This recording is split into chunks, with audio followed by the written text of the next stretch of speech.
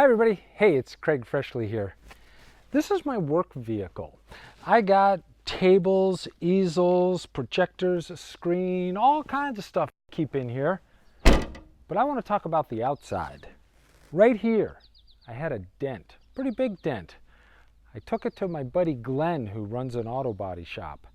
I've been doing business with Glenn for 20 years, and I asked him, what's it going to take to fix this dent? He looked at it and he talked about how he was going to have to drill rivets and pull it out and sand and repaint. Well, $200 or $300 maybe. And then he said, well, wait a minute, sometimes, and he looked real careful here and he looked from the other side and then he whammed it with his hand and that dent popped out. Just like it is right now. Fixed, boom, good as new, in about 5 seconds. It reminds me of the story of the consultant and the Red X. Big manufacturing plant, one of their machines went down. It was costing thousands, tens of thousands of dollars a day and lost production. They were trying to get this machine fixed. Finally, they called in a consultant who looked at it real careful and then he pulled out a can of spray paint and he put a red X on the side of the machine, and then he pulled out a sledgehammer and he whammed that red X right in the middle. The machine started working.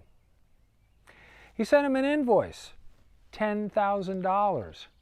Well, the folks that hired him were like, what do you mean $10,000? You were only here for like 20 minutes. Can you at least send us an itemized bill? He said, okay, I'll send you an itemized bill. The bill came. Spray paint, $20. Sledgehammer, $80. Knowing where to put the X, $9,900.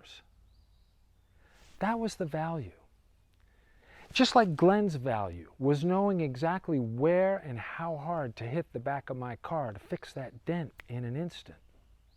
If you're part of a group having to make decisions about how to spend money, it's tempting to want to base those decisions on hourly rates or cost of materials. Those are tried and true methods. But if some solution is going to come along which seems to have little bearing on costs of materials or hourly rate, but gets you a fix in a hurry, that's worth considering. One way to assess value is not looking at cost of materials or hours spent, but look at the alternative costs.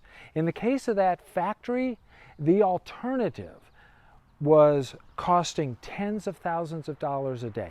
In the case of this dent on the back of my car, the alternative was to spend $200 or $300 on Glenn and be without my car for a few days. So I whipped out my wallet and I offered to pay Glenn $100 on the spot, because for me that was good value, even though it only took him 5 to 10 seconds to fix it.